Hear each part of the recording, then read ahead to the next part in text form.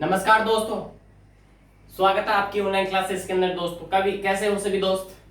घर पे होंगे और स्वस्थ होंगे, लगातार पढ़ रहे होंगे दोस्तों। और अपना ख्याल, अपने परिवार का ख्याल जरूर रखिएगा दोस्तों। तो ना संघर्ष ना तकलीफ तो क्या खाक मजा है जीने में, बड़े बड़े तूफान थम जाते हैं जब आग लगी हो सीने में दोस्तों। ठीक है, स्टार्ट करते हैं दोस्तों आगे का जो स्टैटिक का पार्ट चल रहा था, महत्वपूर्ण नियुक्तियां। उस महत्वपूर्ण नियुक्ता में अगली हेडिंग लगाओ हिमा कोहली। अगली हेडिंग लगाओ हिमा कोहली और लिखना प्रारंभ करो वहां से हिमा कोहली से। हिमा कोहली और लिखना स्टार्ट करो। तेलंगाना की पहली महिला मुख्य न्यायाधीश कौन? तेलंगाना की पहली महिला मुख्य न्यायाधीश पूछ लिया जाए। तेलंगाना की पहली महिला मुख्य न्यायाधीश, केरल नहीं बोल रहा मैं यहाँ पे मेरे दोस्तों, केरल नहीं बोल रहा, मैं बोल रहा हूँ तेलंगाना की पहली महिला मुख्य न्यायाधीश का नाम पूछे, वहां आ जाएगा हिमा कोहली आ जाएगा। आगे चलो, नोट लगा के लिखो हाई कोर्ट। एच सी का मतलब क्या होता है? हाई कोर्ट होता है, लिख लेना। और एस सी का मतलब होता है सुप्रीम कोर्ट। सेशन कोर्ट मत समझ लेना इसको, ठीक है?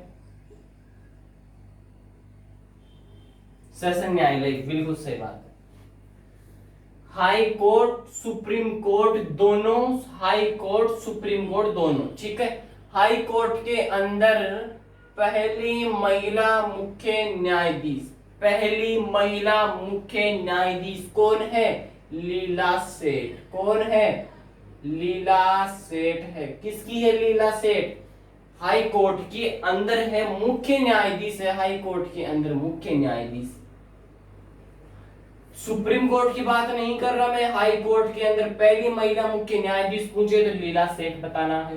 तेलंगाना की पहली महिला मुख्य न्यायाधीश पूछे तो आपको हिमा कोहली बताना है। अब पूछ लिया जाए बहुत इंपॉर्टेंट एसएससी का फेवरेट क्वेश्चन है ये वाला, पहली महिला मुख्य न्यायाधीश कौन है सुप्रीम कोर्ट की? सुप्रीम कोर्ट की पहली महिला मुख्य न्यायाधीश कौन है? इसका आंसर कमेंट बॉक्स में डाल देना दोस्तों। आगे लिखो अन्ना चांडी। कौन? अन्ना चांडी। अन्ना चांडी केरल हाई कोर्ट की पहली महिला मुख्य न्यायाधीश नहीं है, ओनली सॉरी न्यायाधीश ही है, मुख्य न्यायाधीश नहीं है, न्यायाधीश ही कर लो इसको। अन्ना चांडी तो न्यायाधीश ही है। किसकी है? केरल हाई कोर्ट की। पूछ ले क्वेश्चन वाला, केरल हाई कोर्ट की पहली महिला न्यायाधीश कौन है? वो है अन्ना चांडी। अब ये वाला क्वेश्चन और ये वाला क्वेश्चन दोनों भिड़ेंगे और दोनों में से आप जरूर गलती करोगे, तो यहां पढ़ लेना केरल हाई कोर्ट की पहली महिला न्यायाधीश पूछे तो कौन आएगा? अन्ना चांडी। अगर वहां तेलंगाना की पहली महिला मुख्य न्यायाधीश पूछेगा वहां फिर वो कौन आ जाएगा? हिमा कोहली आ जाएगा। आगे देखो फातिमा बीबी। कौन? फातिमा बीबी। ये क्या है? HC supreme court. Supreme court की पहली महिला न्यायाधीश कौन है? फातिमा बीबी। कौन है सुप्रीम कोर्ट की पहली महिला न्यायाधीश? फातिमा बीबी है मेरे दोस्तों। इन जो लिखा है इसका क्वेश्चन का आंसर है, इसको नोट कर लेना और डिब्बे में बंद करके लिख लेना और दिमाग में छाप लेना ऊपर साफ साफ कि सुप्रीम कोर्ट की पहली महिला मुख्य न्यायाधीश पूछे। अगर आपको मुख्य न्यायाधीश पूछे, ओनली न्यायाधीश पूछे ना, वो तो कौन आ जाएगा? अन्ना चांडी। केरल हाई कोर्ट की है ये तो, ठीक है। ये सुप्रीम कोर्ट की पहली महिला न्यायाधीश पूछे ना तो फातिमा बीबी आ जाएगा। लेकिन सुप्रीम कोर्ट की पहली महिला मुख्य न्यायाधीश दोस्तों, क्वेश्चन को ढंग से पढ़ना, मुख्य न्यायाधीश वो कौन आएगा? आज तक कोई भी नहीं बना मुख्य न्यायाधीश सुप्रीम कोर्ट में, मुख्य न्यायाधीश कोई भी नहीं बना आज तक, लिख लेना, कोई भी नहीं बना, कोई भी नहीं बना है मेरे दोस्तों। इसको लिख लो जानकारी को। और अगला जो पॉइंट है वो लिखो, नियुक्ति। डॉक्टर हर्षवर्धन, इनके बारे में चर्चा कर लेते हैं थोड़ी सी डॉक्टर हर्षवर्धन के बारे में दोस्तों। डॉक्टर हर्षवर्धन क्या है? ये विज्ञान मंत्री भी कौन है अपने? विज्ञान मंत्री कौन है? डॉक्टर हर्षवर्धन है। तकनीकी मंत्री वो भी कौन है, डॉक्टर हर्षवर्धन है। और स्वास्थ्य मंत्री कौन है, वो भी डॉक्टर हर्षवर्धन है मेरे दोस्तों। और पृथ्वी विज्ञान मंत्री वो भी कौन है, डॉक्टर हर्षवर्धन। डॉक्टर हर्षवर्धन जी के पास में विज्ञान मंत्रालय, तकनीक मंत्रालय, स्वास्थ्य मंत्रालय, पृथ्वी विज्ञान मंत्रालय, ये चारों पांचों मंत्रालय किसके पास में है, डॉक्टर हर्षवर्धन जी के पास में ही है दोस्तों। अब पूछे आगे, बहुत इंपॉर्टेंट है, स्टॉप टीबी पार्टनरशिप बोर्ड क्या जाएगा, स्टॉप टीबी पार्टनरशिप बोर्ड का अध्यक्ष पूछ लेता है। स्टॉप टीबी पार्टनरशिप बोर्ड का अध्यक्ष कौन है, अध्यक्ष ये कौन है, डॉक्टर हर्षवर्धन। कौन है, डॉक्टर हर्षवर्धन है। अब पूछ ले, इसी टीबी पार्टनरशिप बोर्ड से मैंने दो क्वेश्चन और निकाले हैं यहां से। टीबी उन्मूलन, भारत का टीबी उन्मूलन का लक्ष्य कब तक का है, भारत का टीबी उन्मूलन का लक्ष्य 2025 तक है भारत का। अगर विश्व का पूछ ले वो है 2030 तक, विश्व का है 2030। क्या है, टीबी उन्मूलन लक्ष्य, टीबी हारेगा देश जीतेगा, भारत का लक्ष्य 2025 है और विश्व का 2030 है मेरे दोस्तों, नोट कर लेना बढ़िया तरीके से दोनों। आगे आओ, विश्व स्वास्थ्य संगठन, नोट कर लेना इस पॉइंट को, विश्व स्वास्थ्य संगठन, इसको कहते हैं WHO, वर्ल्ड हेल्थ ऑर्गेनाइजेशन, विश्व स्वास्थ्य संगठन। अगर इसके अध्यक्ष पूछ ले अगर आपको, इसके अध्यक्ष, तो आप डॉक्टर हर्षवर्धन मत कर देना, गलत हो जाएगा। डॉक्टर हर्षवर्धन तो WHO के कार्यकारी बॉडी अध्यक्ष है। कौन है, कार्यकारी बॉडी अध्यक्ष पूछता है तो किसका नाम आएगा, डॉक्टर हर्षवर्धन जी का नाम आएगा मेरे दोस्तों। लेकिन आपको विश्व स्वास्थ्य संगठन का अध्यक्ष पूछता है तो कौन आएगा, डॉक्टर टेड्रोस, डॉक्टर टेड्रोस लिख लो, टेड्रोस, डॉक्टर टेड्रोस तो क्या है, अध्यक्ष है किसके, विश्व स्वास्थ्य संगठन के। लेकिन कार्यकारी बॉडी अध्यक्ष पूछ ले मेरे दोस्तों तो वो कौन आ जाएगा, वो आ जाएगा डॉक्टर हर्षवर्धन, कार्यकारी बॉडी के अध्यक्ष। लिखो फटाफट, आगे लिखो फिर।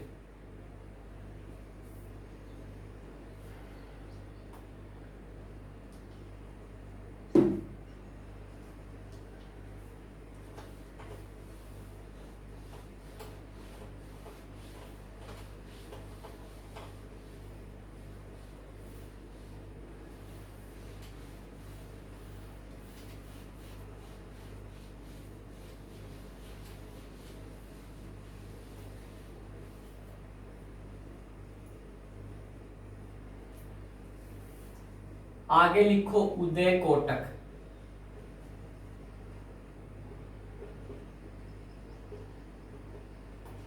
उदय कोटक। उदय कोटक क्या है, भारतीय उद्योग परिसंघ, CII, ठीक है, क्या है, CII, भारतीय उद्योग परिसंघ, इसके क्या है, अध्यक्ष है।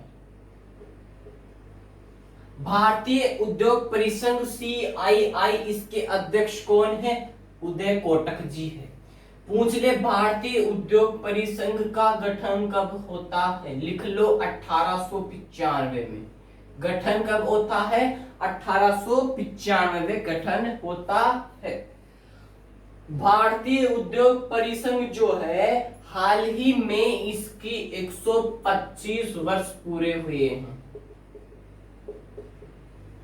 पूछ ले, ऐसी कौन सी संस्था है जिसका हाल ही में 125 वर्ष पूरे हुए हैं, वो है भारतीय उद्योग परिसंघ CII। इसके अध्यक्ष पूछे तो उदय कोटक जी बताना है। गठन 1895 में हुआ तो एवरेज लगा लो 1895 से लेके 2021 तक लमसम 105 ही, सॉरी हाँ 125 ही आ रहा है। ठीक है, इसको छोड़ो, ही काम की नहीं है। यहाँ मैंने लिखा दिया एजेंडा, वो याद कर लेना। लिखो इतनी जानकारी को। हाँ, अध्यक्ष उदय कोटक जी।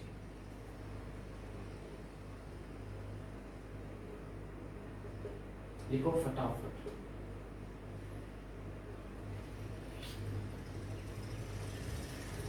एक नाम और लिख लो फिर।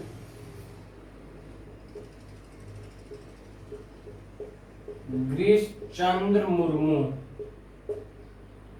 गिरीश चंद्र मुर्मू कौन है? भारत के सीएजी है ये, भारत के सीएजी। गुरुजी सीएजी क्या होता है?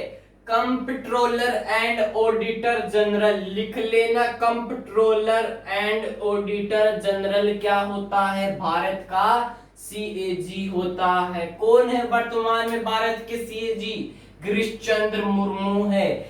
कंप्ट्रोलर एंड ऑडिटर जनरल इसकी फुल फॉर्म है, सीएजी की फुल फॉर्म है कंप्ट्रोलर एंड ऑडिटर जनरल। ठीक है मेरे दोस्तों, नोट करो। आप इसको ये भी बोल सकते हो महालेखा एंड नियंत्रक परिरक्षक। नियंत्रक परिरक्षक परीक्षक। महालेखा एंड नियंत्रक परिरक्षक कौन है वर्तमान में? गिरीश चंद्र मुर्मू है। या भारत के सीएजी भी कौन है? गिरीश चंद्र मुर्मू। गिरीश चंद्र मुर्मू किस राज्य के उपराज्यपाल रह चुके हैं? लिख लेना, जम्मू कश्मीर के पूर्व उपराज्यपाल भी रह चुके हैं। कौन रह चुके हैं? गिरीश चंद्र मुर्मू जम्मू कश्मीर के पूर्व राज्यपाल रह चुके हैं। पूछ ले वर्तमान में जम्मू कश्मीर का उपराज्यपाल कौन है? वर्तमान में पूछे आपको वर्तमान में, तो लिख लेना मनोज सिन्हा। क्या है? उपराज्यपाल है। कहां का? जम्मू कश्मीर का। अब पूछे इस भारत का जो सीएजी होता है इसका कार्यकाल भी तो होता होगा गुरुजी। बिल्कुल मेरे दोस्तों होता है, कार्यकाल भी लिख लो। इसका जो कार्य, इसको मिटा देता हूं मैं इधर वाली चीज को।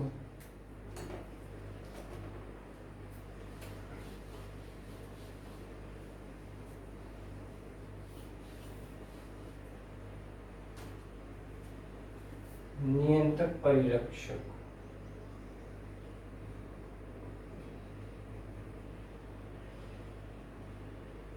भारत का जो सीएजी होता है ना, इसका होता है कार्यकाल। कार्यकाल 6 वर्ष या 65 वर्ष। अब गुरुजी ये तो कंफर्म बताओ, जो भी पहले हो लिख लो।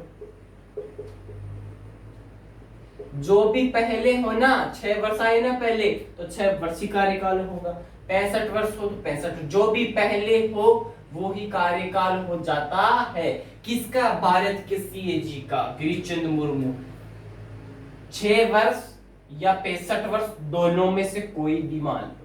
अब पूछे गुरुजी जो कार्यकाल होता है 6 वर्ष या 65 वर्ष, किस अनुच्छेद के अंतर्गत आता है? आर्टिकल बताओ। 148 अनुच्छेद के अंतर्गत आता है भारत का सीएजी होगा। ये 148 में आता है और उसका जो कार्यकाल होगा वो 6 वर्ष या 65 वर्ष होगा, जो भी पहले हो। आर्टिकल 148 में आता है ये कार्यकाल वगैरह। लिख लो, आर्टिकल भी पूछ सकता है एग्जाम वाला, बहुत वो होता है। ठीक है, लिखो। आपको 2% और नोट कर लो यहां पे। कृषि मंत्री कौन है वर्तमान में? पहले तो ये बता दो। और बाल विकास मंत्री कौन है?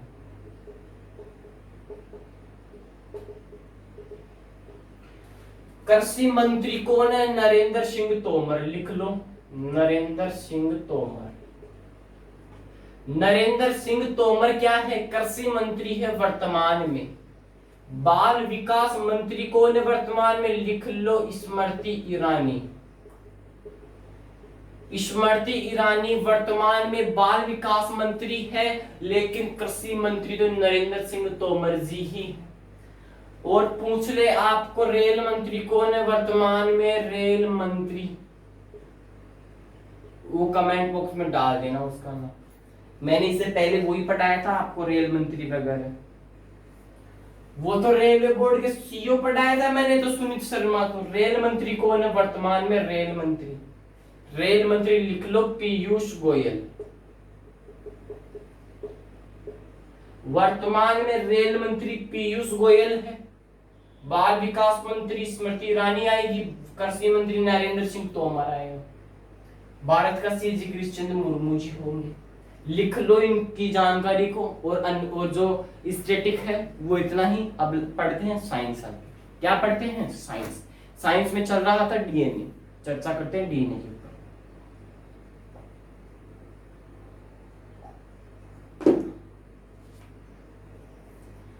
ध्यान से पढ़ना।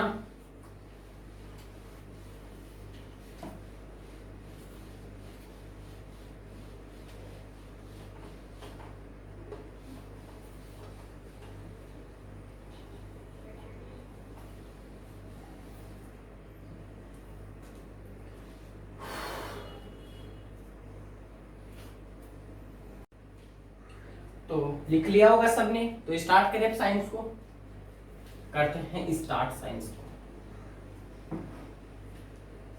स्टैटिक में मैंने नियुक्तियां हैं थोड़ी बहुत और रही, बाकी करवा दूंगा, ठीक है। लास्ट कहाँ पढ़े अपन पढ़ लिए कृष्णचंद्र मुर्मू जी तक। आगे चलते हैं। आगे लिखो साइंस।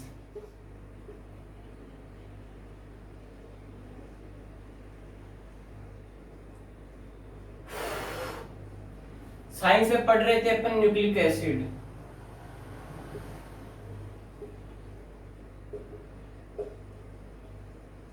साइंस में यही चल रहा था न्यूक्लिक एसिड। देखो मैंने बताया था न्यूक्लिक एसिड पढ़ रहे हो तो इसमें एक तो आरएनए आएगा और एक डीएनए आएगा। आरएनए और डीएनए किस में आता है? इस न्यूक्लिक एसिड में आता है। मैंने कहा था एनए समान दोनों में, एनए समान दोनों में। अब ये गुरुजी आरएनए और डीएनए होता क्या है ये भी बता दूंगा अभी। एक एक चीज अलग होती है दोनों में, जैसे इसमें डी अलग है इसमें आर अलग है, वैसे भी दोनों में भी एक ही चीज अलग होती है, अभी बता दूंगा आगे। आरएनए और डीएनए दोनों की मैंने बोला था, इन दोनों की मम्मी जो है उसको किसने बताया था? न्यूक्लिक एसिड को बताया था अपन ने। फिर बोला था जो न्यूक्लिक एसिड है इसकी खोज किसने की? खोजा किसने इसको? फ्रेडरिक मिचर ने खोजा। ये मैं पढ़ाई हुई चीजें बता रहा हूँ। आप अगर आप सोच रहे हो गुरुजी फटाफट बता रहे, मैंने पीछे पढ़ा दिया था, क्लास में जाके देखना।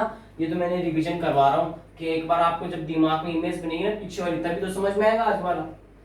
अपन पढ़ रहे थे यहाँ तक। फिर मैंने बोला था आपको, क्या बोला था कि डीएनए लगा दो। अब डीएनए को पढ़ेंगे। फिर मैंने बोला था इसकी full form D oxy ribose nucleic अम्ल, ये इसकी फुल फॉर्म होती है। मैंने यहां तक बताया। मैंने बोला कि डीएनए में क्या क्या उपस्थित होता है ये मुझे बताओ आप। आपने बोला गुरुजी डीएनए में तो ये क्या बात करते हो? एक तो माइटोकॉन्ड्रिया होता है, केंद्रक होता है और लवक उपस्थित होता है। यहाँ तक काम खत्म, यहाँ तक काम खत्म। लवक उपस्थित, माइटोकॉन्ड्रिया, केंद्रक तीनों उपस्थित होंगे। अब उपस्थिति में तो अपन ने बता दिया जो भी होगा, केंद्रक वगैरह होंगे। लिख लो केंद्रक हो जाएगा, माइट्रो हो जाएगा और लवक हो जाएगा। ये तीनों उपस्थित थे। अब वो गुरुजी आपने कहा कि इसका बहुलक क्या होता है? यहां से होता है फंडा स्टार्ट। अब यहां से मैं दोबारा समझा रहा हूं, बहुलक से समझने की कोशिश करना इसको मिटा के।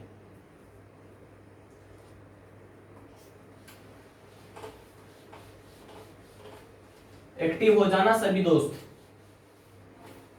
पढ़ना स्टार्ट करना। अब देखो डीएनए, डीऑक्सीराइबोस न्यूक्लिक अम्ल इसका नाम है। मैंने कहा इसका बहुलक क्या है? मैंने कहा इसका बहुलक क्या है गुरुजी? इसका बहुलक होता है एक तो फॉस्फेट होता है, एक तो फॉस्फेट होता है, और क्या होगा? नाइट्रोजन क्षारक होगा, नाइट्रोजन क्षारक होगा। और क्या होगा फिर? गुरुजी ये तो नहीं पता हमें क्या होगा, मेरे को तो वो भी बताओ क्या होगा, मेरे को तो वो भी बताओ क्या होगा। एक मान लो शर्करा हो जाएगी गुरुजी ज्यादा से ज्यादा। और क्या होगा? अरे और कुछ भी नहीं होगा। फॉस्फेट, नाइट्रोजन क्षारक और शर्करा किसमें उपस्थित होते हैं? ये डीएनए का बहुलक पूछा मैंने, सॉरी एक बार आपको न्यूक्लियोटाइड होता है इसका बहुलक टाइड। सॉरी सभी दोस्तों को एक बार दोबारा समझने की कोशिश करना। डीएनए का बहुलक क्या होगा? न्यूक्लियोटाइड बहुलक होगा। अब पूछ रहे डीएनए का जो बहुलक न्यूक्लियोटाइड होता है इसमें क्या उपस्थित होता है? इसमें उपस्थित होता है फॉस्फेट, नाइट्रोजन क्षारक और शर्करा, तीनों उपस्थित होते हैं। किसमें उपस्थित होते हैं? इस डीएनए के बहुलक न्यूक्लियोटाइड में उपस्थित होते हैं। अगर आप इन तीनों को याद रखना चाहो एक साथ तो एनएसपी से याद रख सकते हो। न्यूक्लियोटाइड जो बहुलक होता है डीएनए का उसमें एनएसपी उपस्थित होता है। एन का मतलब नाइट्रोजन क्षारक, एस का मतलब शर्करा और पी का मतलब फॉस्फेट। तीनों का नाम बताया मैंने, नाइट्रोजन, शर्करा और फॉस्फेट। ठीक है, यहां तक डन है, यहां तक गुरुजी डन है, सबका डन है। अब मैं आपको डीएनए का क्या तरीके से बताता हूं, डीएनए को समझने की कोशिश करना आप, डीएनए को समझने की कोशिश करना आप। ऐसा ही आता है मुझे तो बनाना, ठीक है, आप बना लेना कॉपी में, इनको कोई इनाम देगा, पढ़ना नहीं है, पढ़ना है, ठीक है, इनाम नहीं लेनी। ये क्या है? डीएनए है। क्या है? डीएनए। अब पूछ ले जो डीएनए है इसको किसने खोजा गुरुजी? इस डीएनए को किसने खोजा? जो डीएनए है इसको, जो मैं पूछ रहा हूं, जो डीएनए है इस डीएनए का हेलिक्स मॉडल क्या होता है? पहले तो ये बता दो मुझे, डीएनए का हेलिक्स मॉडल। क्वेश्चन यहीं से बनेगा एसएससी का, ध्यान दे लेना। डीएनए का हेलिक्स मॉडल क्या होता है? किसने खोजा? तुम तो ये बता दो। चलो गुरुजी इसको तो मैंने बता दिया, ये लो। क्रिक और वॉटसन ने तो किसको खोजा? क्रिक और वॉटसन ने किसको खोजा? हेलिक्स मॉडल को खोजा। किसके हेलिक्स मॉडल को खोजा? इस डीएनए के हेलिक्स मॉडल को खोजा। कब खोजा? ये तो देखो गुरुजी हमारे को इसमें दो डेट है दोस्तों, एक तो 1962 बोलेगा, एक बोलेगा 1953 बोलेगा आपको। अब आप दोनों में से ही कंफ्यूज होंगे, लेकिन यहां पढ़ रहे हो तो कंफ्यूज नहीं होने दूंगा। कैसे? ध्यान देना।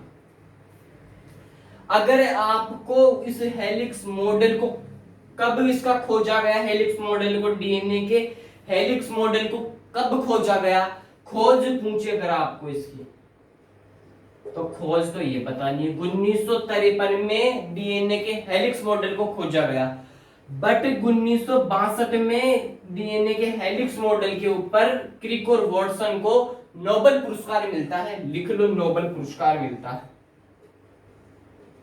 नोबेल पुरस्कार। मुझे नोबेल पुरस्कार कब मिलता है क्रिक और वॉटसन को हेलिक्स मॉडल पर? 1962 1962 में मिलता है। खोज कब हुई? 1953 में खोज हुई। कब? किसकी? हेलिक्स मॉडल की, डीएनए के हेलिक्स मॉडल की। ठीक है, उनको एक बार नोट करो, यहां से दो क्वेश्चन निकल रहे हैं। हेलिक्स मॉडल को कब खोजा? किसने खोजा? नोबेल पुरस्कार किसको मिला? इनको मिला। कब मिला? अब मिला। हेलिक्स मॉडल किसका हेलिक्स मॉडल? इस डीएनए का हेलिक्स मॉडल। लिखो फटाफट, और दो क्वेश्चन और नोट करो, आपको बताना है एथीन का बहुलक क्या होता है। याद रख लेना, डीएनए का बहुलक न्यूक्लियोटाइड होता है, इसमें उपस्थित होते हैं फॉस्फेट, शर्करा, नाइट्रोजन क्षारक, एनएसपी, है ना। एथीन का बहुलक क्या होता है मुझे बताइएगा, और एक प्रोटीन का बहुलक बताइएगा।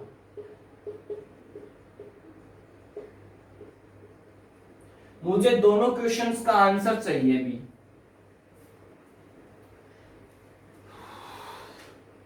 अरे सॉरी, मैंने गलत लिख दिया। पॉलीथीन का बहुलक बताओ। पॉलीथीन, पैसे पोली ऐसे एथी, पॉलीथीन कैसे बना है? पैसे पोली, पोली एथी, तो पॉलीथीन एथीन ऐसे जोड़ो इसको, तो पॉलीथीन किसका बहुलक है? एथीन का बहुलक है। प्रोटीन किसका बहुलक है? एमिनो अम्लों का बहुलक है। किसका बहुलक है? एमिनो अम्लों का, एमिनो अम्लों का, एमिनो अम्लों का, एमिनो अम्लों का। प्रोटीन किसका बहुलक मिलेगा? एमिनो एसिड का बहुलक मिलेगा। एमिनो एसिड किसका बहुलक है? प्रोटीन का बहुलक है। एथीन किसका बहुलक है? पॉलीथीन का बहुलक है। पॉलीथीन का बहुलक क्या होता है? एथीन होता है। प्रोटीन का बहुलक क्या होता है? एमिनो एसिड होता है। नोट कर लेना इन दोनों को। और आगे लगाओ। अब थोड़ी सी आज इसको कंप्लीट करूंगा, डीएनए वाले टॉपिक को पूरा कंप्लीट करके जाएंगे आज इसको। नोट करके स्टार्ट करो लिखना।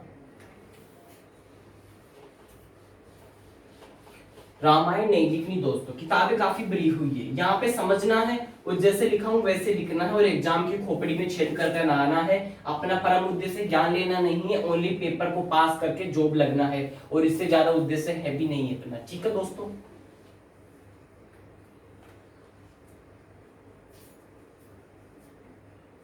लिखो। प्रयोगशाला में डीएनए का संश्लेषण किसने किया? ये बताओ तुम। प्रयोगशाला में डीएनए का संश्लेषण किसने किया? उस व्यक्ति का नाम बता दो मुझे आप, किसने किया इसका संश्लेषण। बहुत बढ़िया क्वेश्चन है, स्टार लगा लेना नोट लगा के, छप सकता है एग्जाम में। लिख लेना हरगोविंद खुराना।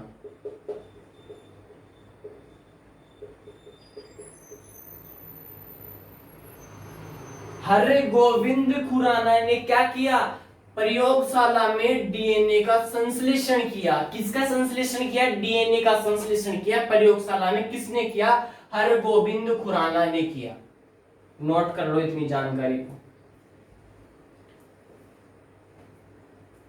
अब ये बता देता हूं मैं, डीएनए और आरएनए में क्या क्या उपस्थित होता है। जैसे डीएनए में क्या मैंने बता दिया अभी आपको क्या क्या होता है, वो भी आरएनए की बातें करते हैं। आरएनए में क्या अलग होता है वो भी बताओ। एक चीज सबसे बताओ, जो जो डीएनए होता है सब में पाया जाता है, लेकिन सबका डीएनए जो होता है वो सबका समान होता है क्या? नहीं होता है। देखो क्या क्या समान नहीं होता है। डीएनए में सबका शर्करा, एक तो सबकी शर्करा और एक फॉस्फेट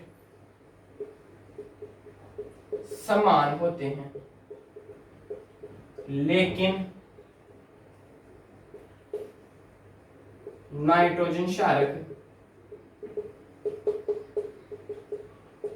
अलग होता है। लिख लेना इस पॉइंट को। पूछ सकता है जो डीएनए होता है वो सब में होता है, उस सबके डीएनए में क्या समान और क्या अलग होता है? सबके डीएनए में शर्करा और फॉस्फेट तो समान होता है, लेकिन सबके डीएनए में जो होता है ना वो नाइट्रोजन क्षारक अलग अलग मिलेगा सबको। नाइट्रोजन क्षारक तो अलग होता है, लेकिन शर्करा और फॉस्फेट सेम मिलेगा किसमें? सबके डीएनए में। लिख लो इस पॉइंट को लगा के। अब आया है नाइट्रोजन क्षारक, इसका पोस्टमार्टम करते हैं। एन बराबर क्या होता है? नाइट्रोजन क्षारक को दर्शाते हैं एन से। पर कितने नाइट्रोजन क्षारक होते हैं? 4 होते हैं। गुरुजी नाम भी बता दो, बॉन्ड भी बता दो, अभी बताते हैं मेरे दोस्तों। 4 नाइट्रोजन क्षारक होते हैं। एग्जाम में पूछ सकता है कितने नाइट्रोजन क्षारक होते हैं? 4 होते हैं। चारों के नाम भी बता दो, लिख लो। Guanine, thymine, cytosine, adenine. चारों के चारों नाइट्रोजन के नाम नोट कर लो। ग्वानीन, थाइमीन, साइटोसिन, एडिनिन, तीनों चारों के नाम ऐड करो यहां से। अब पूछे ए डबल बॉन्ड टी लिखा हुआ हो आपके पास में, ए डबल बॉन्ड टी लिखा हुआ हो तो इससे आप क्या समझोगे? और सी डबल ट्रिपल बॉन्ड जी लिखा हुआ हो तो क्या समझोगे एग्जाम में आप?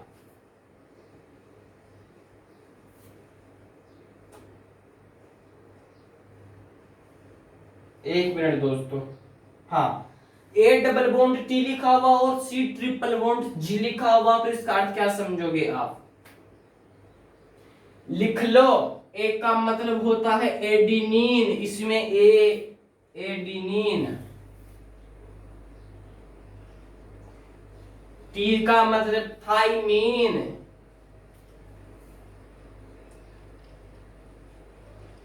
एडिनिन और थाइमीन के बीच में डबल बॉन्ड पाया जाता है, लिख लेना डबल बॉन्ड।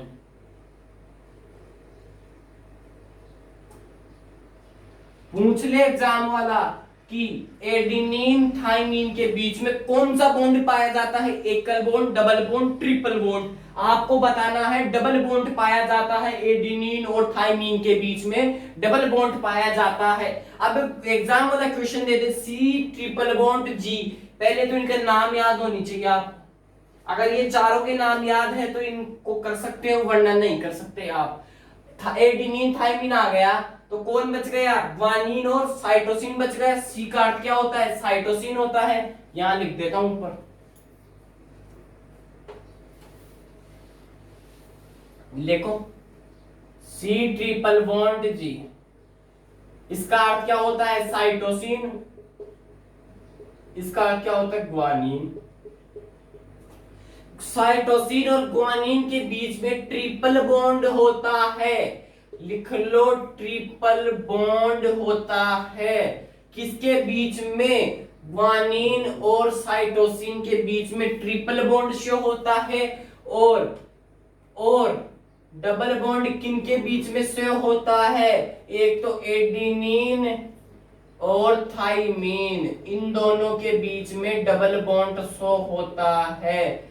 लिख लेना, एग्जाम में कतई जहर क्वेश्चन है, पूछ सकता है डबल बॉन्ड ट्रिपल बॉन्ड किन किन के बीच में पाया जाता है, डबल बॉन्ड किन दो नाइट्रोजन सारकों के बीच में पाया जाता है। क्वेश्चन इस प्रकार पूछ ले तो एडिनिन और थाइमीन के बीच में पाया जाता है, ऐसे याद होनी चाहिए। ट्रिपल बॉन्ड पूछे तो साइटोसिन और ग्वानिन के बीच में पाया जाता है, ट्रिपल बॉन्ड पाया जाता है। ठीक है, 4 नाइट्रोजन सारक होते हैं, ग्वानिन, थाइमीन, साइटोसिन, एडिनिन। उतार लो फटाफट, लूट लो, बहुत गजब के क्वेश्चन है एसएससी के लिए। जो साइंस पढ़ा रहा हूं ना, एसएससी में तो ऐसी रामबाण साबित होगी, एसएससी से नीचे जितनी भी एग्जामें होगी उनके लिए तो लड्डू टाइप की सी है, सीधी सी बात है। सबसे बढ़िया लेवल वाली एग्जाम है ना सीजीएल, तो उससे नीचे वाली एग्जामें आती है ज्यादातर। ठीक है, बढ़िया एग्जाम है सीजीएल। ठीक है, अगर इस लेवल को पढ़ रहे हैं तो बाकी लेवल तो क्रैक है अपने। ठीक है, आरएस लेवल भी क्रैक हो जाएगा, इससे एसआई लेवल भी क्रैक हो जाएगा। जो साइंस पढ़ रहे हैं ना, ये साइंस। मेरा काम आपको ज्ञान देना नहीं है, मेरा काम है पेपर की खोपड़ी में छेद करवा के आपका सिलेक्शन करवाना। तो आप पढ़ते जाइएगा, बस सिलेक्शन हो जाएगा और पेपर की खोपड़ी में छेद भी हो जाएगा और आपको पता भी चल जाएगा, हाँ भाई इस पेपर की खोपड़ी में छेद हो गया, और अब आ जाएगा मजा। लिखो इनको,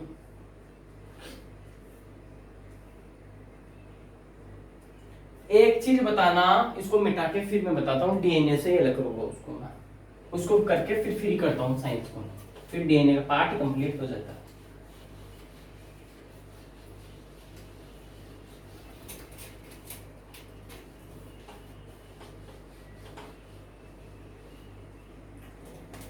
क्या है मेरे पास में, क्या है, डीएनए है। अब मैं इस डीएनए से डीएनए का छोटा सा भाग अलग करूं, लिखो डीएनए का छोटा सा भाग अलग करते हैं, तब क्या बनता है, खंड, जीन निकलती है। जीन बनेगी या खंड बनेगा। अब ध्यान देना, मेरे पास में है डीएनए, मैंने इसे कुछ छोटा सा पार्ट अलग किया, मेरे पास में बन गया खंड, यानी कि जीन बन गई। क्या बन गई, जीन बन गई। दिमाग में बैठा लेना, मेरे पास में था डीएनए, उससे छोटा सा पार्ट अलग किया मैंने, जैसे ये मार्कर है, ये डीएनए है। अब मैंने इसे छोटा सा पार्ट अलग कर लिया, यानी कि मैं इस मार्कर के आगे वाला जो ये है इसको अलग कर लिया, तो डीएनए का छोटा सा पार्ट अलग किया है मैंने, तो क्या बन जाएगा, वो जीन बन जाएगा, यानी कि खंड बन जाएगा वो। ठीक है, ध्यान देना है। अब पूछ ले इस जीन की क्रिस्पर तकनीक क्या होगी, क्रिस्पर तकनीक क्या होगी, क्रिस्पर तकनीक बताओ। डीएनए से छोटे से पार्ट को अलग करना खंड या जीन कहलाता है, उस जीन की क्रिस्पर तकनीक जीनोम एडिटिंग कहलाती है। लिख लेना इस चीज को, जीनोम एडिटिंग।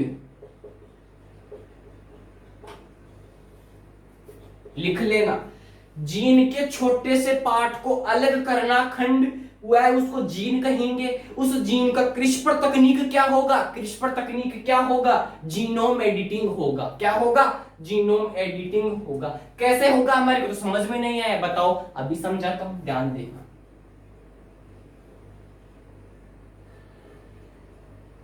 देखो ऐसा ही चित्र बनाया जाता है। आपको देखो इनाम तो लेनी नहीं है इसमें, क्या नहीं लेनी?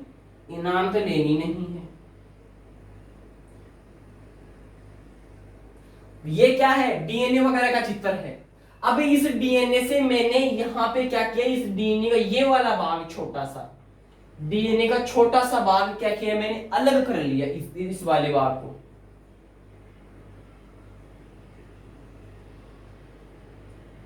मैंने ये वाला इससे भाग अलग निकाल लिया। किसका भाग निकाला? इस डीएनए से मैंने छोटा सा भाग अलग कर लिया, इसका नाम है खंड या जीन कहेंगे इसको। लेकिन जो यहां से निकाले ना इस डीएनए से छोटा सा भाग, इसको कहेंगे क्रिस्पर तकनीक। क्या बोलेंगे इसको? क्रिस्पर तकनीक कहेंगे इसको। किसको कहेंगे? क्रिस्पर तकनीक। डीएनए से छोटे से भाग को अलग करना, खंड या जीन, उससे क्या कहेंगे? क्रिस्पर तकनीक कहेंगे।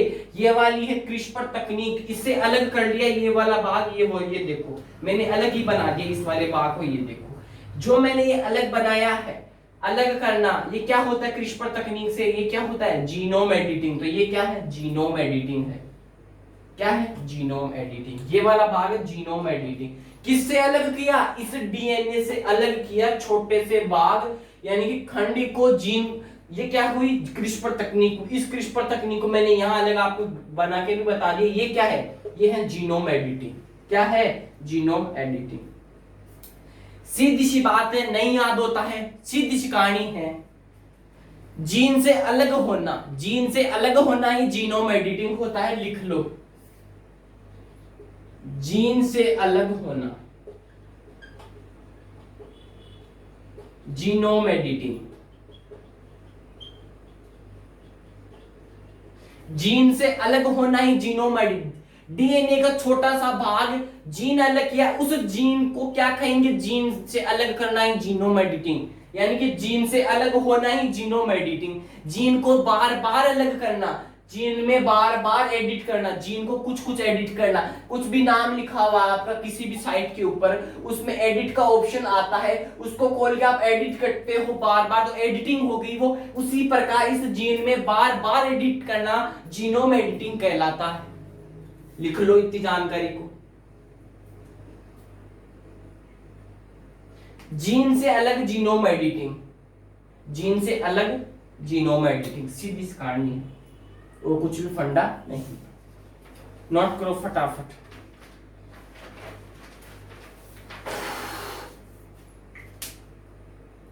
अब आपको छोटी सी बात बता देता हूं, डीएनए आरएनए में अंतर कैसे पहचाने, वो और देख लो लास्ट।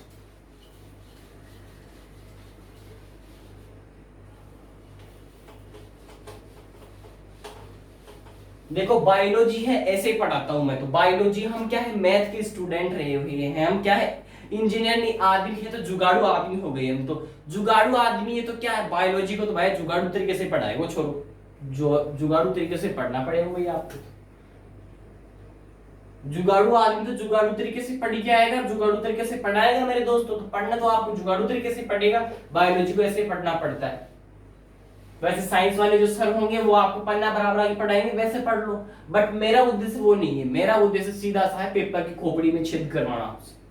लिखो डीएनए व है आरएनए में अंतर। अब इस डीएनए आरएनए में अंतर गुरुजी आपको पेज भराते थे नहीं भराते थे? आप देखना देखिए पेज भरता है एक बार।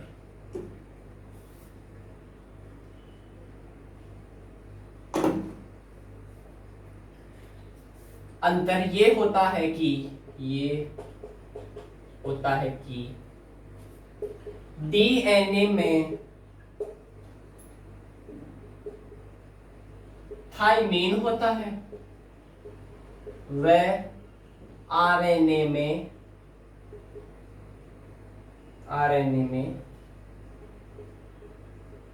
थाइमीन की जगह यूरेसिल होता है। मात्र इतनी सी लाइन पढ़ा रहा हूं, कुछ भी नहीं पढ़ा है मैंने, एक लाइन पढ़ाई। आरएनए में थाइमीन होता है, डीएनए में थाइमीन की जगह यूरेसिल पाया जाता है। और कुछ भी नहीं याद करना डीएनए में, इतनी सी जानकारी याद करनी है। अगर पेपर पास करना हो तो इतनी सी यादगारी कर लो। अगर आपको नॉलेज लेना है तो और कहीं से ले लो, लेकिन पेपर पास करना है तो ये पढ़ लो आप, ठीक है। डीएनए में थाइमीन होता है, वह आरएनए में थाइमीन की जगह क्या होता है, यूरेसिल होता है। ये वाली चीजें ध्यान रखना, थाइमीन की जगह यूरेसिल। थाइमीन किस में, डीएनए में, यूरेसिल किस में, आरएनए में। इतना सही फर्क आरएनए और डीएनए में। डीएनए में तो थाइमीन और आरएनए में यूरेसिल। थाइमीन की जगह यूरेसिल किस में, आरएनए में। बात करता हूं, लिख लो फटाफट, सीधी सी कहानी है। आरएनए में इस थाइमीन की जगह यूरेसिल पाया जाता है। जगह थाइमीन नहीं है ना। ये फंडा याद कर लो, अगर बड़ी लाइन नहीं याद होती है ये याद कर लो। आरएनए में थाइमीन की जगह यूरेसिल पाया जाता है, होता है। ये लो, आपके लिए इतनी सी जुगाड़ और बना दी मैंने, फटाफट नोट करो। यानी कि आरएनए में थाइमीन की जगह यूरेसिल पाया जाता है, आरएनए तो ये हो गया, और डीएनए में थाइमीन पाया जाता है, सीधी सबको पता है वो चीज। एसएससी का फेवरेट क्वेश्चन है ये मेरे दोस्तों, फेवरेट क्वेश्चन है एसएससी का। क्या है फेवरेट क्वेश्चन, क्या है फेवरेट क्वेश्चन है, एसएससी का फेवरेट क्वेश्चन है मेरे दोस्तों। लिख लिया होगा। तो साइंस तो मैंने आपको आज इतनी पढ़ाऊंगा क्योंकि आज ये टॉपिक कंप्लीट करवा दिए। कल आपको विटामिन पढ़ाया जाएगा, विटामिन। कल आपको क्या पढ़ाऊंगा, कल आपके चैप्टर चलेगा विटामिन, और बढ़िया तरीके से पढ़ेंगे विटामिन को आराम से। तो आपको साइंस समझ में आई है तो कमेंट बॉक्स में जरूर लिखिएगा, हाँ गुरुजी समझ में आई, तो मैं से दुगनी मेहनत के साथ में और जुटूं और बढ़िया से बढ़िया कंटेंट और दूंगा आपको। अब आगे पढ़ते हैं राज्य दर्शन, थोड़ा सा पढ़ेंगे, ज्यादा नहीं पढ़ेंगे।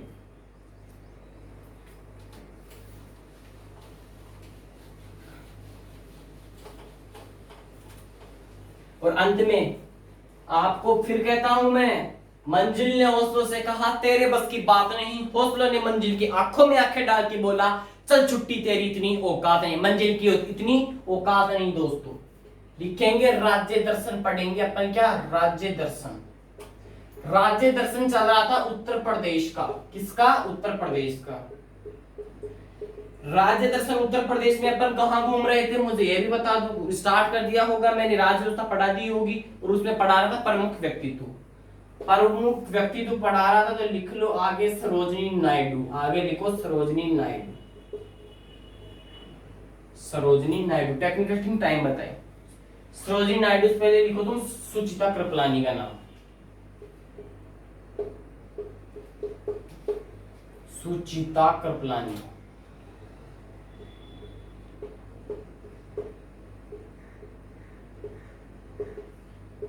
लिखो सुचिता कृपलानी,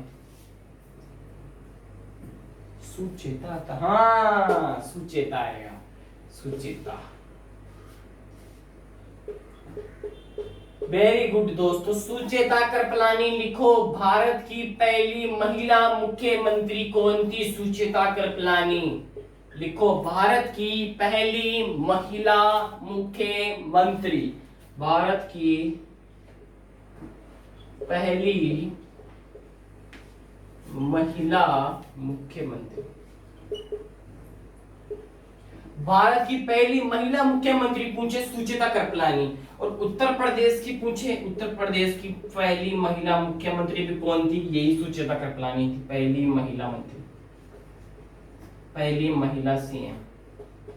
लिख लो, उत्तर प्रदेश और भारत दोनों की पहली महिला मुख्यमंत्री सुचेता कृपलानी ही थी। कब तक थी उत्तर प्रदेश में सीएम, ये भी बता दो। उत्तर प्रदेश में सीएम कब तक रही है, मुझे तो ये बता दो, डेट बताओ।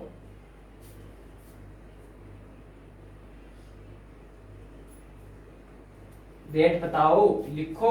1963 से लेके 67, 1963 से लेके 1967 तक कौन रही, सुचिता कृपलानी।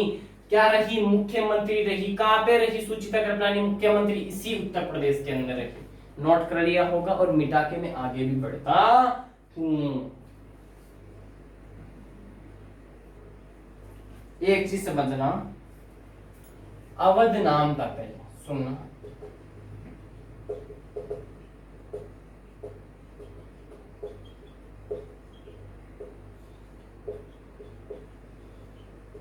उत्तर प्रदेश का निर्माण इस प्रकार हुआ है, उत्तर प्रदेश का निर्माण इस प्रकार हुआ। पहले अवध नाम से संयुक्त प्रांत निकल के संयुक्त प्रांत से 1950 में अलग कौन होता है? उत्तर प्रदेश का निर्माण होता है 1950 में संयुक्त प्रांत से अलग। लिख लो इतनी जानकारी।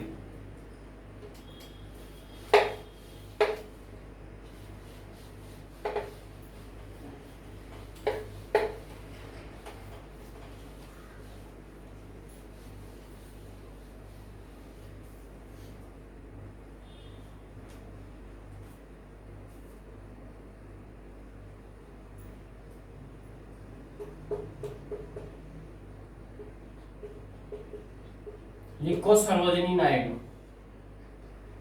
भारत की कोकिला।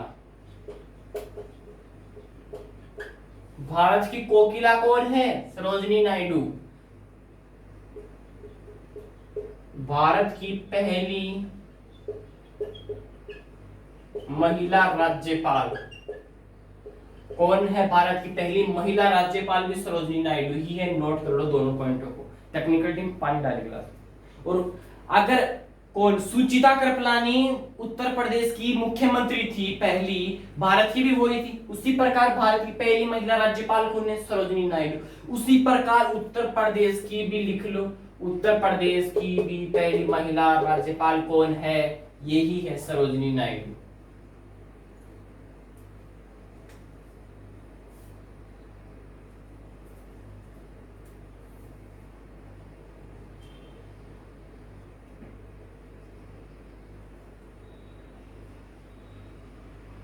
एक क्वेश्चन लिखो, कांग्रेस की पहली भारतीय महिला अध्यक्ष। देखो दो क्वेश्चन बताऊंगा, अभी दोनों को गलत करोगे। कांग्रेस की पहली भारतीय महिला अध्यक्ष कौन है? पहला तो ये बता दो मुझे। और कांग्रेस की पहली महिला अध्यक्ष कौन है?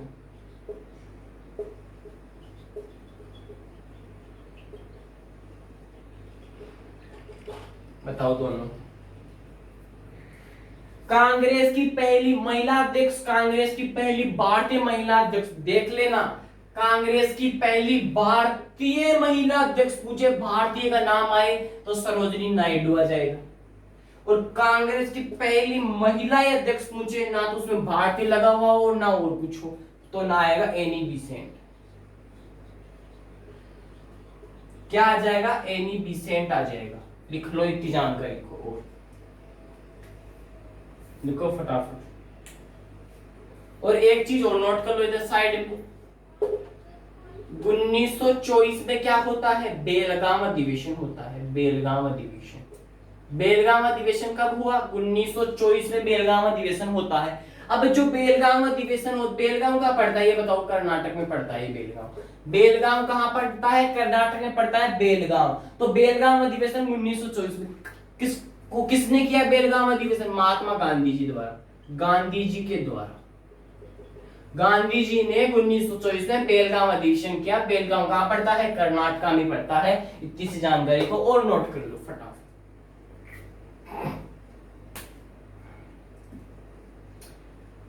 तो दोस्तों क्लास कैसी लगी आपको कमेंट बॉक्स में जरूर बताना।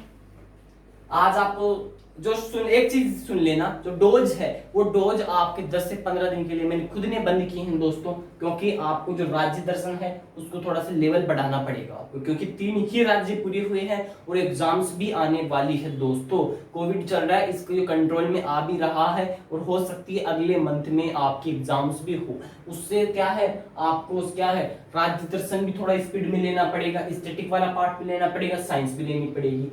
टेंशन नहीं लेने का, डोज नो करवा दिए ना, मात्र 5 से 6 दिन के लिए रुक जाओ। आपको जो डोज है वो आपको वापस से 5 से 6 दिन के लिए रुक जाओ, वापस से स्टार्ट कर दूंगा, क्योंकि ये फिर उत्तर प्रदेश कंप्लीट, उत्तराखंड, मेघालय, मिजोरम जो भी होगा आगे फटाफट फिनिश करते जाएंगे आराम से। दिक्कत नहीं, 2-2 दिन के ही है वो, इतना मैटर निकलेगा उनमें से, ठीक है। लेकिन पढ़ेंगे सिर्फ 10 से क्वेश्चन एग्जाम में, चाहो वही पढ़ेंगे। तो फिर कह रहा हूँ 4 से 5 दिन के लिए बंद रहेंगे डोज नहीं पढ़ा रहे हैं, और बाकी तो मैं चल रहा है आपकी स्टैटिक वाला पार्ट चल रहा है, राज्य दर्शन चल रहा है, और आपको साइंस मिल ही रही है दोस्तों। कमेंट बॉक्स में जरूर बताया करो आपको क्लास कैसी लगी दोस्तों।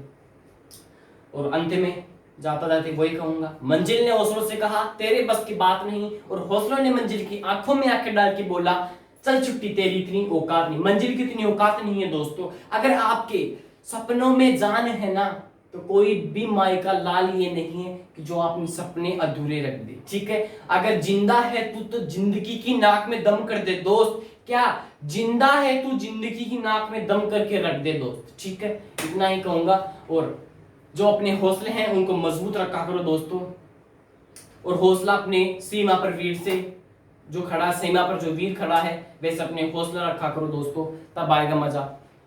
अंत में जाते जाते स्वस्थ रहना और मस्त रहना दोस्तों, घर पे रह के और अपना परिवार का ध्यान रखना, और भगवान से ही प्रार्थना करता हूँ कि सबसे जल्दी से जल्दी आपका सिलेक्शन हो, और आपके जो माँ बाप है उनका सपना जरूर पूरा हो, क्योंकि आपके जो माँ बाप है वो बैठे हुए हैं आपके इंतजार में। किन के इंतजार में? आपके इंतजार में, कि मेरा बेटा मेरी बेटी कब आए और कब सिलेक्शन होके वो आए। जिस दिन तू सेलेक्ट होके अपने घर जाएगा, अपने गांव वापस जाएगा, उस दिन छतों पे मेले लगेंगे, मेरा रसगुल्ला मेरे रसगुल्ली सेलेक्ट होके जिस दिन अपने घर अपने गांव वापस जाएगी, उस पड़ोसी को पता चल जाएगा ऑटोमेटिकली कि हाँ आ गया। मैं तो कहता था तू सेलेक्ट हो जाएगा, मैं तो कहता था। अभी तो वो आपकी माँ से बीच में आके बोलते होंगे कि तेरा छोरा वैसे, तेरी छोरी वैसे, वो पढ़ता नहीं है, वैसे वैसे ऐसे रहते, लेकिन जिस दिन तू सिलेक्ट होके जाएगा उस दिन उसको पता चल जाएगी उसकी औकात, कि मैं तो कहता था ना तू सिलेक्ट होगा, हो गया सिलेक्ट। उनका मुंह बंद करना है तो पढ़ना पड़ेगा दोस्तों। अपनी माँ के लिए पढ़ लो, अपने पड़ोसी के लिए मत पढ़ो, अपनी माँ के लिए तो पढ़ लो मेरे दोस्तों। उन माँ का सपना है, उन पड़ोसी को नीचा दिखाना है, ठीक है दोस्तों, तो जरूर पढ़ना ही पड़ेगा, और अपना जो माँ का सपना है वो जरूर पूरा करना है दोस्तों। उस माँ ने अपने जो आंसू बहाए हैं वो आपके लिए बहाए हैं। अपनी माँ, अपने माँ बाप जो है उनको एक बार देख के पढ़ लो, उनका सपना पूरा कर दो ओनली, बस। और इतनी ही ख्वाहिश है मेरी आपसे कि उनका जो सपना है वो पूरा हो जाए, ठीक है दोस्तों। तो घर पे रह के पढ़ा करो आराम से, कोई दिक्कत वाली बात नहीं है। बस मैं तो आपके सिलेक्शन का इंतजार कर रहा हूँ दोस्तों। सिलेक्शन कब हो दोस्तों आपका? और जब आप पढ़ोगे ऑटोमेटिक सिलेक्शन होगा। ठीक है दोस्तों, bye bye, have a nice day, जय हिंद जय भारत।